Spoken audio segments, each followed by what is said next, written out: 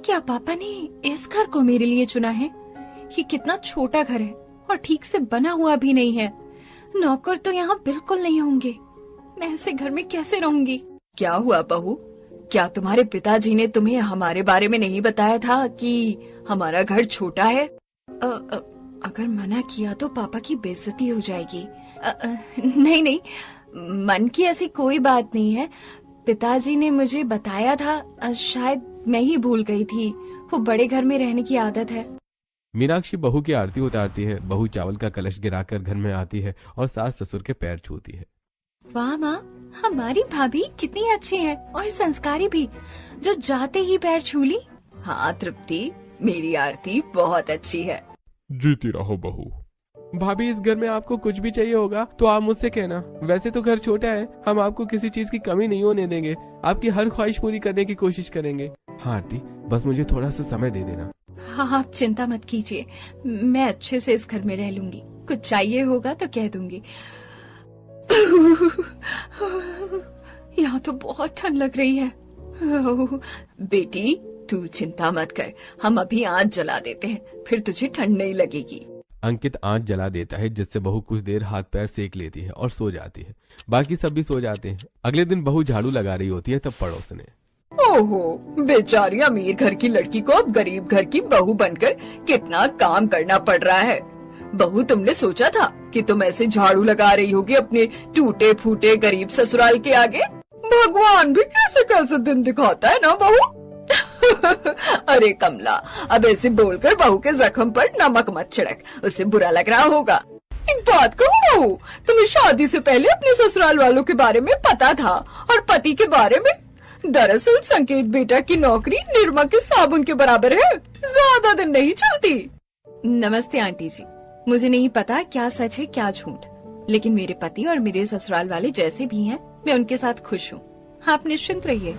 ये सुनकर दूर खड़े ससुराल वाले सब सुन लेते हैं। माँ भाभी कितनी अच्छी है, ना उन्होंने उनके बारे में उल्टा सीधा बोला, ना ही अपने परिवार के बारे में। मुझे लगता है मेरी बहू लाखों में एक है। कुछ ही देर में बहू नहा धोकर छोटे से मंदिर में पूजा करती है, फिर ससुराल वालों के लिए खीर बनाती है। वो माँ जी, मुझे काजू बादाम चाहिए था और खीर में दूध डालने के लिए। दूध है माँ जी? जो खीर में डालने के लिए है क्या? और दूध भी कम लग रहा है, दूध और चाहिए। नहीं बहू, काजू बादाम तो नहीं है और दूध थोड़ा सा है। कोई बात नहीं माँ जी, मैं बिना इसके भी बना लूंगी। हम शर्मिंदा है बहू, तू इतने बड़े घर की पढ़ी लिखी लड़की है और इस घर की गरीब बहू बनकर तुझे ये सब देखना पड़ रहा है। आरती, तुम मुझे थोड़ा टाइम दे दो, मैं सब कुछ ठीक कर दूंगा। और ये मोहल्ले वाले उनकी बात मत सुना करो, ये तो हमें ऐसे ही कहते रहते हैं। एक बात कहूँ आप सबसे, हाँ मैं बड़े घर से हूँ और ऐसे मैं कभी नहीं रही। मेरे मन में आपके प्रति ऐसा कुछ नहीं है। माँ जी, पापा जी और संकेत जी, आप भी सुन लीजिए, मैं अमीर गरीब नहीं मानती हूँ। मैं बहुत आराम से घर में एडजस्ट हो सकती हूँ। हमें समझने के लिए शुक्रिया आरती जी, आप सच में बहुत अच्छी हैं। चलिए, मेरी खीर बन गई है, आप लोग मेरे हाथ की खीर खाने के लिए तैयार हो जाइए। कुछ ही देर में सब बहू की बनाई खीर को चखते हैं, जो बेहद स्वादिष्ट होती है, और उसकी खूब तारीफ करते हैं। थैंक यू माँ जी, पापा जी। भाभी, बिना मेवे के भी सच में बहुत टेस्टी था। ठिठुरते हुए दिन गुजरते हैं। बहू अपने ससुराल में एडजस्ट होने की कोशिश करती है। फिर एक दिन पति नौकरी छूट जाने की बात बताता है, जिससे घर में कम राशन आता है और कम खाया जाता है। माँ जी, आज खाने में क्या बनाऊं? सिर्फ गोभी रखी है, आलू नहीं है। ऐसा करो भाभी, आप गोभी के पराठे नहीं, वरना आपको गोभी आलू की भी सब्जी बनानी पड़ेगी और रोटी भी। हाँ भाभी, ये सही रहेगा, मैं आपके साथ गोभी घिसवा देती हूँ। हाँ बहू, ऐसा कर ले।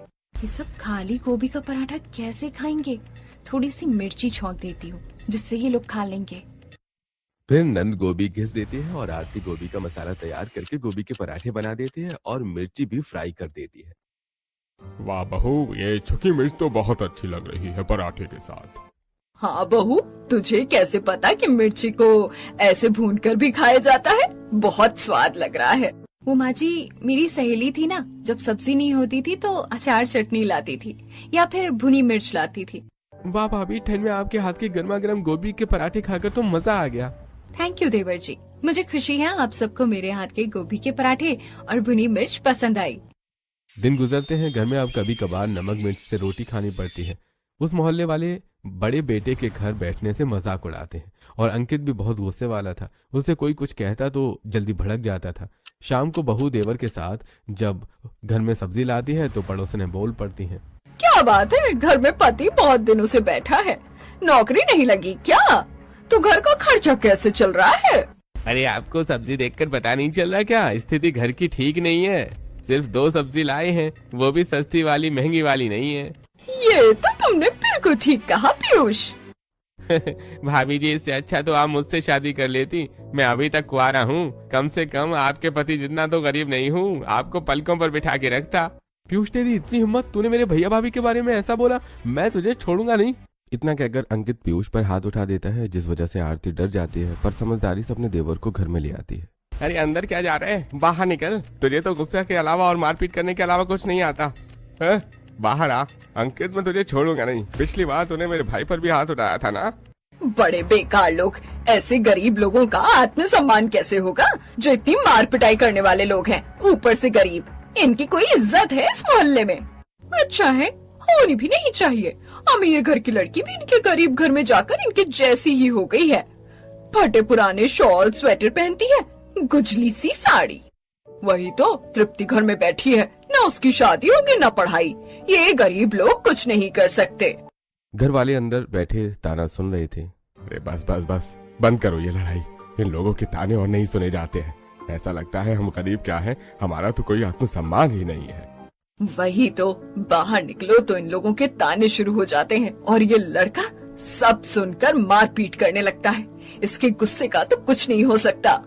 तो माँ, आपने खुद नहीं देखा कि क्या वो पीयूष कितनी बदतमीजी से बात करे जा रहा था बीच सड़क पर? मैं भैया भाभी के बारे में कुछ नहीं सुन सकता। हाँ माँ, अंकित भैया को इस बात पर गुस्सा आया है। तो ऐसे करेगा क्या? वो लोग अभी पुलिस केस बना देते तो क्या होता? फिर तो और बदनामी होती ना। हम पुलिस स्टेशन के चक्कर काटते। संकेत जी बिल्कुल ठीक कह रहे हैं। देवर जी, आप इतना गुस्सा मत किया करो। गुस्सा सेहत के लिए ठीक नहीं होता। अरे बहू, इसका कुछ नहीं हो सकता, ये हमेशा गुस्सा रहता है। देवर जी, आप अपने गुस्से को सही जगह लगाओ तो देखना सब ठीक हो जाएगा। फिलहाल सुबह सुबह ठंड में एक्सरसाइज और मेडिटेशन कर लिया कीजिए, जिससे कि आपका गुस्सा थोड़ा कम होगा। भाभी ने बिल्कुल ठीक कहा। माँ जी, पापा जी, आप तृप्ति की शादी करना चाहते हैं, लेकिन इसकी अभी उम्र ही क्या है? जबकि तुम्हें पढ़ना लिखना नहीं है। क्या तुम्हारा कोई सपना नहीं है?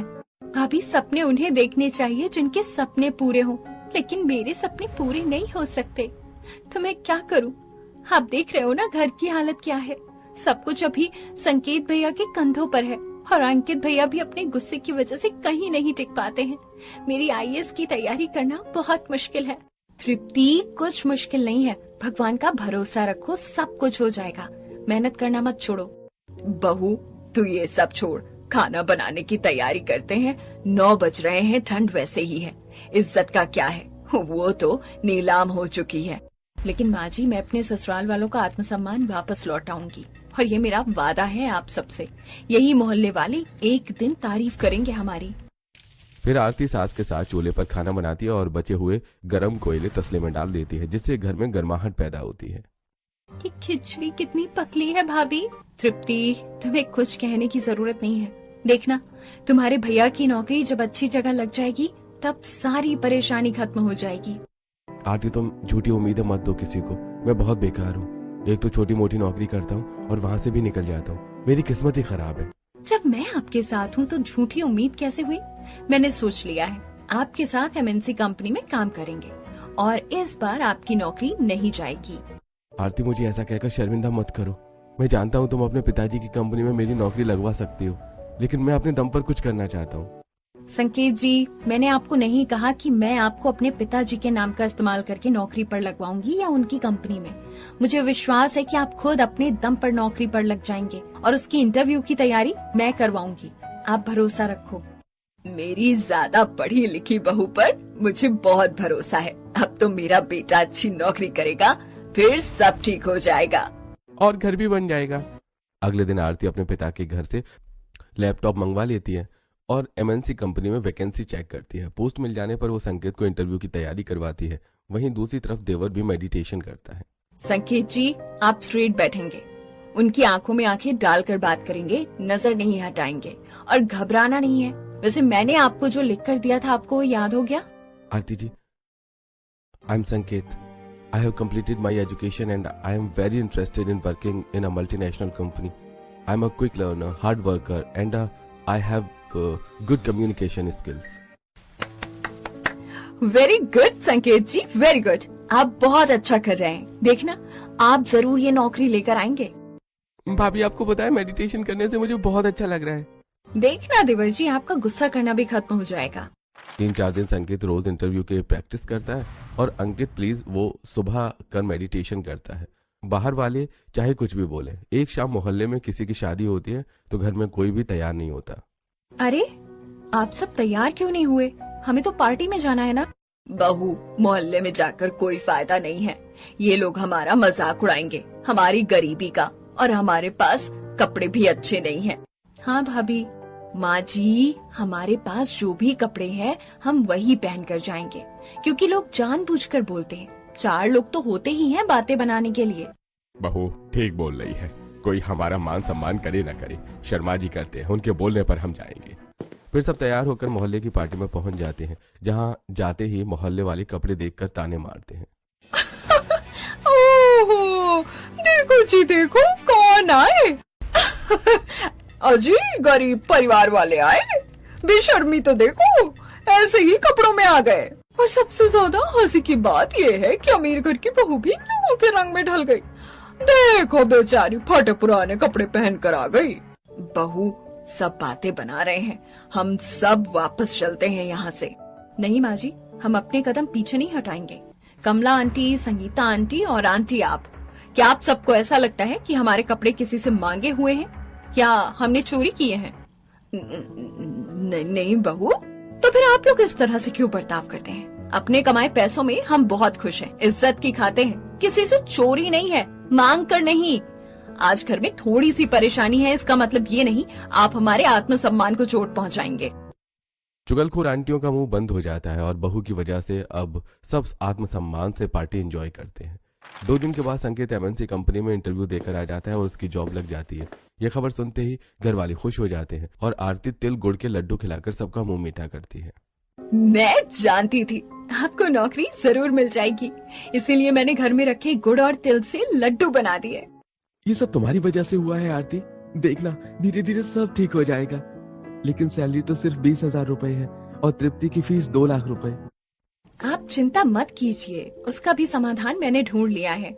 इतनी पढ़ी लिखी तो हूँ ही, घर बैठकर कमा सकते हैं। तृप्ति, तुम IAS ऑफिसर जरूर बनोगी। माँ जी, हम घर से छोटा बिजनेस स्टार्ट करते हैं, ई-कॉमर्स का। जैसे कि आपको अचार बनाना आता होगा, लोगों को अचार बेचेंगे या फिर जैम, या फिर हमें जो भी बनाना आता है वो बेचेंगे। अरे बहू, तेरी सास को अचार बनाना भी बहुत अच्छे से आता है और स्वेटर बनाना भी। तो बस यहीं से शुरुआत करनी है हमें। और वो जो भी प्रोटीन पाउडर बनाकर देंगे वो हम ऑनलाइन बेच सकते हैं। और यहाँ से शुरू होती है सबकी असली मेहनत। गरीब बहू ने सबको जोड़ दिया था। पति अब MNC कंपनी में काम करने जा रहा था। नंद घर पर बच्चों को ट्यूशन पढ़ा रही थी। देवर मेडिटेशन करता था, किसी से लड़ाई झगड़ा नहीं करता था। और सास बहू मिलकर आम का अचार तैयार करते हैं। और खाली वक्त में सास सस्ते दर पर उनके गोले लाकर स्वेटर बुनती है। 1 महीने की मेहनत से बहू लैपटॉप पर ऑनलाइन वेबसाइट बनाकर घर का बनाया हुआ देसी सामान बेचती है, जिससे थोड़ी बहुत अर्निंग होने लगती है। साथ में बहू घर के साथ फ्रीलांस का काम भी करती है। धीरे धीरे आने लगते हैं पैसे और नंद के फीस के पैसे जुड़ जाते हैं। माँ जी, पापा जी, तृप्ति, हमने कर दिखाया। हमारी मेहनत की कमाई आ गई और तृप्ति के पैसे जुड़ गए। अब हमारी तृप्ति IAS ऑफिसर जरूर बनेगी। देखना, ये मोहल्ले वाले तब हमें कितना सम्मान से देखेंगे। बहू तो हमारे घर में लक्ष्मी बनकर आई है, जो धीरे धीरे सब कुछ ठीक कर रही है। इतने पैसे हमने पता नहीं कब से नहीं देखे होंगे। आज के दौर में भाभी, आपकी जैसी कोई लड़की ना ऐसे घर में एडजस्ट हो सकती है, ना अपने परिवार के लिए इतना कुछ करती है जितना आप कर रही हैं। मैं तेरा शुक्रिया अदा कैसे करूं बहू? माँ जी, मैं कोई पराई हूँ या गैर हूँ? अपनों को कोई शुक्रिया अदा करता है क्या? अभी तो हमें और मेहनत करनी है। तृप्ति, अब तुम ट्रेनिंग के लिए जा रही हो, अब IAS बनकर ही आना। भाभी, मेरा सपना सच करने के लिए आप नहीं होती तो ये कभी नहीं हो पाता। मैं बहुत अच्छे से ट्रेनिंग करूंगी। तृप्ति की फीस जमा हो